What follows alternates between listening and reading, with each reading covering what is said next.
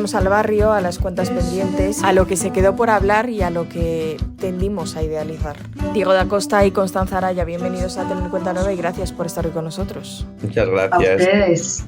Empezamos siempre en nuestras entrevistas reflexionando sobre el teatro que se está haciendo. ¿Qué creéis que distingue o qué caracteriza el teatro que se está haciendo hoy? ¿Empiezas tú? Eh, bueno, en general, bueno, yo llevo 3 años en Madrid y lo que veo es un teatro más arriesgado, que a pesar de que 3 años puede parecer muy poco, no lo es cuando creo de expresiones artísticas se trata. Y creo que hay más riesgo, más prueba, más espacio. No sé si el error es la palabra, pero sí a la posibilidad de enfrentarse y generarse nuevos desafíos a la hora de poner en escena. Y creo que eso es fundamental porque diversifica la posibilidad también para el espectador y para nosotros mismos como creadores de poder tener una cartelera más rica, más diversa, con más posibilidades. Entonces creo que sí, que mientras más riesgo haya y menos autojuicio, eh, todo puede ser mucho más enriquecedor para ambas partes, tanto de quienes creamos como de quienes son público activo de teatro y que posibilita también la creación de nuevas audiencias. Yo creo que sí, estoy totalmente de acuerdo con Connie, que sí que hay más riesgo. También yo pienso que lo que también se está viendo es que las compañías nuevas también están teniendo un poco más de espacio, se está dando algo más de oportunidad, lo cual es fantástico porque también se está renovando la mirada con respecto a las compañías que ya llevan muchos años y sobre todo está habiendo conversaciones con esas compañías que llevan tanto tiempo. Entonces, me parece fundamental destacar esto. Y por poner algo por mejorar, sí que creo que a lo mejor de los espacios más públicos, pues se está haciendo un teatro a lo mejor que falta algo más de riesgo, lo cual sería interesante a lo mejor también dar cabida a esas nuevas voces en instituciones públicas. Ujú. Lo que hoy nos lleva hasta vosotros es El Barrio, una obra que se acaba de estrenar en el Teatro Lara. Diego, ¿cómo nace esta función? ¿Por qué decides escribir El Barrio? Bueno, el barrio nace de una iluminación que me viene a mí escuchando antes de morirme de Rosalía y Tangana, en la que yo me imaginaba cómo sería ver e interpretar esta canción por dos hombres aparentemente heterosexuales y bajo el estereotipo de chicos de barrio. O sea, cómo sería verles realizar esa canción. Y a raíz de ahí empezaron preguntas como qué referentes había tenido yo como persona LGBT cuando yo vivía en el barrio. Yo estuve viviendo durante mi adolescencia en la Elipa y también había esa cosa de la masculinidad que creíamos que teníamos que cumplir siendo jóvenes. Entonces, a partir de ahí empiezo a desarrollar varias ideas y luego el proceso propio de la obra con los actores, con Connie, pues hemos ido explorando y hemos llegado a lo que es hoy el barrio. Claro, se produce algo interesante que al final todo el mundo tiene un barrio, todo el mundo tiene como esa idea del arraigo al sitio donde has pertenecido y al que, entre comillas, tienes que responder con unos estándares y realmente es lo que vemos en esta función, ¿no? Como ellos se ven obligados a responder a unos estereotipos que creen que son donde tienen que encajar. Sí, yo creo que es súper, cuando Diego me contó la propuesta, a mí me pareció súper interesante cuando me decía como, bueno, somos de barrio y el barrio muy obrero, muy de izquierda, muy del 15M, como dice el texto, pero bueno, siempre hay un límite y siempre es muy de obrero, muy de izquierda, muy del 15M, pero con una forma de ser hombre y una forma de ser mujer muy marcada, muy específica, muy estereotípica. Cuando ves la función, realmente lo que hay es mucha organicidad. Es difícil transmitir esas conversaciones de chavales, esa sinceridad, bueno, ese día a día, ¿no? Que al final eso es difícil ponerlo en un escenario. Sí, la verdad que una de las principales metas que teníamos era trabajar la química entre los actores para poder desarrollar esa neutralidad, pero también no dejarlo teatral apartado, lo cual es complicado porque son personajes cotidianos, pero tampoco estamos haciendo, por ejemplo, cine, entonces también hay un código. Entonces, era algo complejo, hemos estado también varios meses trabajando y bueno, ellos ahora, detrás de bambalinas, se llevan genial, son como hermanos y creemos que eso también les ha ayudado a encontrar esos puntos de unión y que se transmita a los espectadores, que yo creo que era muy importante. Y además se hace de una forma muy orgánica porque en realidad toda la presencia la llevan ellos, todo el peso lo llevan ellos, que son quienes tienen que recrear también estos flashbacks, se juega mucho con el tiempo, con su presente, con lo que esperan y sobre todo con lo que vivieron. Y al final tienen que pasar como por esas tres fases todos los personajes. Sí, sí, al momento de trabajar, como que siempre nos pusimos las palabras verdad y presente, eh, estuvieron fueron parte muy importante del proceso porque de alguna forma es lo que necesitábamos que ocurriera y que estén en presente y que estén viviendo las situaciones. Entonces, es como esa dicotomía de tener que estar en el presente, pero en algún momento paso del tren al barrio y del barrio a 12 años atrás y después volvemos al tren. Entonces ocurren estos cambios, pero yo creo que al estar centrados en la verdad, en que las cosas ocurran, en escuchar, en dialogar, en reaccionar, también hace que la obra esté muy viva y que ellos estén muy conectados con lo que está ocurriendo y con lo que se está contando. Eh, no solo como desde la construcción del personaje, sino que desde entregarse para que efectivamente la obra ocurra y el público la reciba, la comprenda, se haga parte, reflexione, se emocione. Claro, es curioso porque ellos están en presente, pero en realidad tienen que tener, valga la redundancia, presente su pasado, tienen que ser muy conscientes de dónde vienen y de quiénes eran. Sí, al final, en la vuelta al barrio lo teníamos también, bueno, porque estamos hablando del barrio, de la Lipa, pero realmente lo que buscábamos también, pues lo que comentabas antes, que cada uno también fuera un regreso a su barrio, o gente que incluso ha venido y nos ha dicho que ha sido un regreso a su pueblo.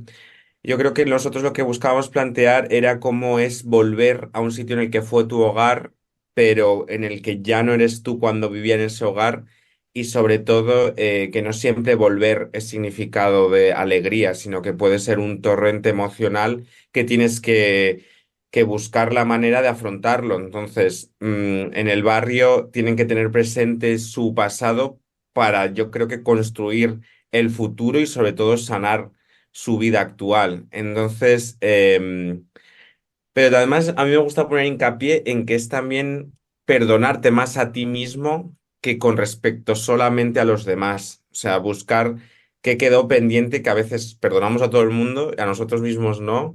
Y eso creo que era un mensaje importante también. Claro, realmente hablamos de esa vuelta que al final yo creo que en la ficción tendemos a idealizar, siempre se idealiza cuando vuelves a tu pasado, pero en la vida real probablemente tenga que ver más con esas emociones encontradas de, bueno, un buen recuerdo aquí, pero uno malo allí.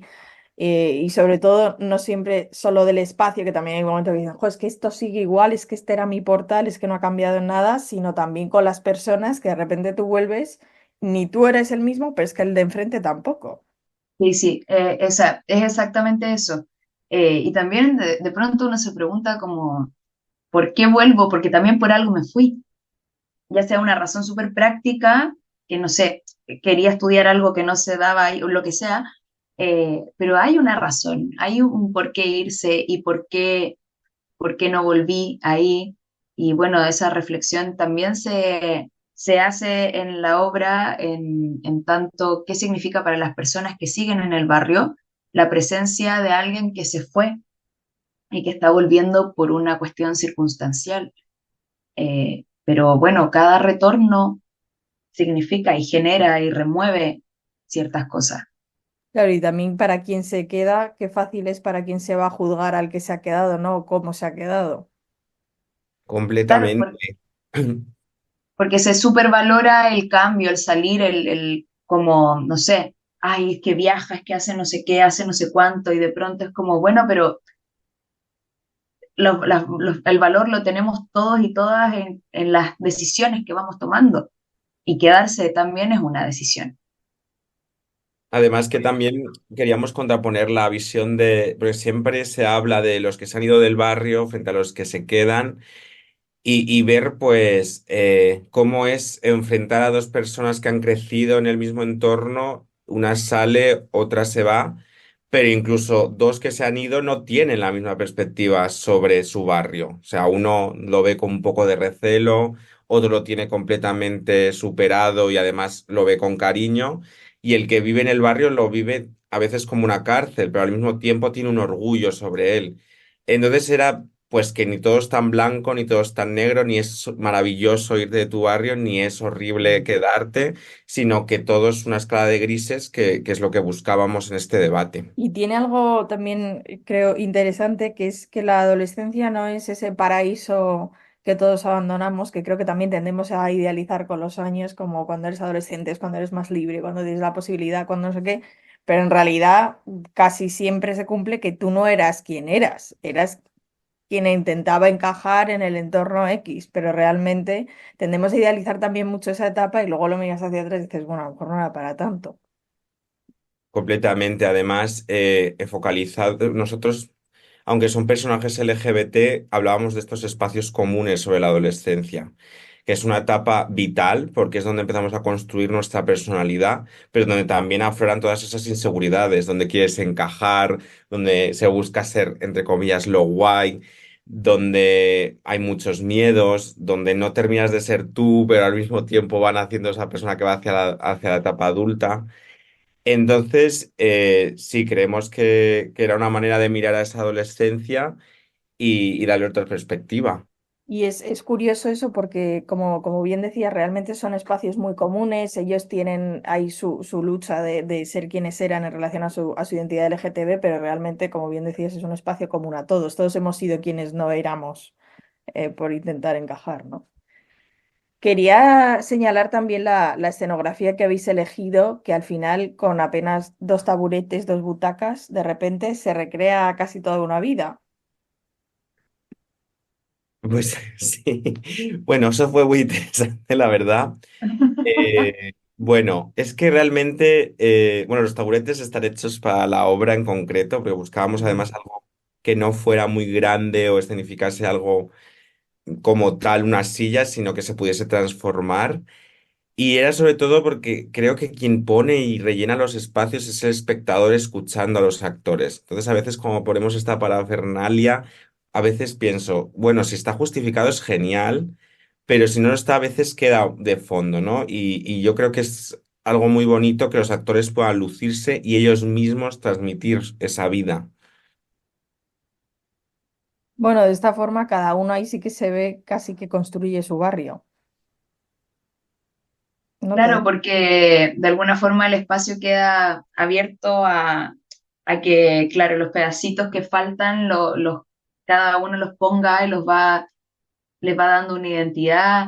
También este juego que se propone que es como una fiesta que se hace, o sea, es un funeral, pero también es una fiesta, y este espacio es como salirse de la fiesta, pero adentro hay algo que está pasando y que está influyendo en esta pugna entre los personajes, en esta conversación que quedó pendiente, en esta volver para tratar de entender quiénes fuimos, qué nos faltó resolver, qué dejamos de lado, qué tratamos de ocultar.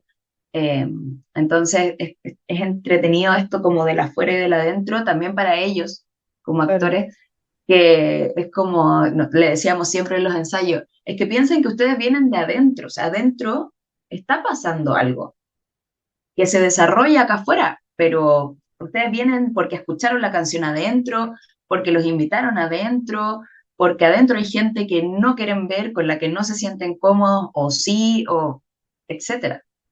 Entonces, para ellos también es interesante porque hay un montón de información en ese adentro que el público no ve, pero que en la ficción existe. Claro, ellos sacan, realmente hablan de su yo más interno fuera, ¿no? Ahí es Sí, donde está como la paradoja.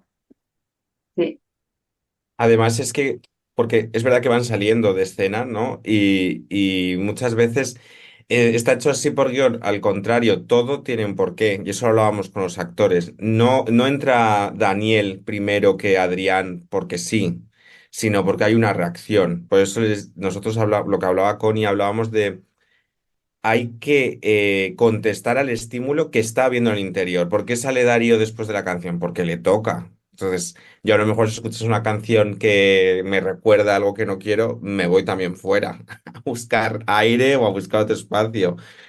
¿Y por qué no entra Adrián en vez de Daniel? ¿Por qué Adrián no va a consolarle, por ejemplo? Pues son preguntas que hemos ido formando y que yo creo que son fundamentales para tener una coherencia sobre todo en la historia y sobre todo en cómo ellos van tejiendo esa Mm. telaraña emocional. ¿Cómo diríais que ha evolucionado la obra de ese primer libreto a lo que vemos hoy? Bastante. Hay, hay muchas páginas menos, eh, hay como una condensación del conflicto, no para que sea más corto, sino que para que efectivamente haya una línea lógica de qué pasa cuando recién nos encontramos con una persona, que tampoco es que yo tenga cuentas pendientes y voy a ir y se las voy a sacar, hola, y te saco el listado de cuentas pendientes. Entonces, para hacer esa construcción, generar espacios de decir, bueno, esta situación sí que da pie, da cabida a que haya una conversación, a que salgan los trapitos que teníamos escondidos, a hablar de las cuentas pendientes. Entonces, eso significó también un trabajo de texto, de condensación, de generar como un increchendo, de entender cuándo llegar al clímax, eh, una reorganización, eh, y después el trabajo actoral para mí es incomparable cómo comenzó a cómo está ahora y cómo va a seguir, cómo ha seguido creciendo y cómo esperamos que siga ocurriendo y que tenemos plena confianza en que así va a ser porque los chicos son increíbles y son como esponjas de que todo lo que conversamos lo van integrando y lo van trabajando y lo van haciendo parte también de la puesta en escena. Y además que tenemos una cosa interesante con el barrio que, que sigue ese guión cambiando. O sea, seguimos viendo cosas, al final cuando lo ves en escena o lo escuchas, nos ayuda a ver, oye, pues aquí sería interesante a lo mejor darle este vuelco. O sea Mm. que no, no es un guión todavía estático, sino que todavía tiene cabida al cambio y a la mejora, sobre todo, de cosas, porque la gente a veces nos dice, ay, pues esto nos gustaría saber algo más. Nosotros lo valoramos también porque somos más de sugerir que de poner todo a la carne ahí en el asador. Pero sí, estoy completamente de acuerdo con Connie que los actores también aportan muchísimo porque incluso a un mes de estrenar todavía seguíamos configurando con todo este proceso teatral. O sea, que el guión, yo me acuerdo cuando para empezar no se llamaba El Barrio, tenía otro título y fíjate que ya ni el título mantiene. O sea, es todo, todo nuevo casi, digamos. Bueno, pero está bien, ¿no? Saber esa cosa como que sigue vivo y que sigue cambiando y que como que tiene más posibilidades, supongo que también tiene... Sí. Así que no sabemos si van a ver el barrio en marzo, con qué se encuentren. O sea, si la vieron en febrero, la van a ver en marzo. No sabemos qué va a pasar ahí. Así Es puede bonito volver. también. Hombre, así vienen más veces, eso es verdad. Claro, Claro. efectivamente. Chicos, muchas gracias por habernos acercado al barrio. Esta obra que se puede ver en la sala Lola Membrives del Teatro Lara y pues ahí sigue ese barrio evolucionando. Muchísimas gracias a ti, Elvira, por darnos espacio y por darnos voz, que es fundamental. Al final, sin vosotros tampoco estaríamos nosotros. Así es. Muchas gracias.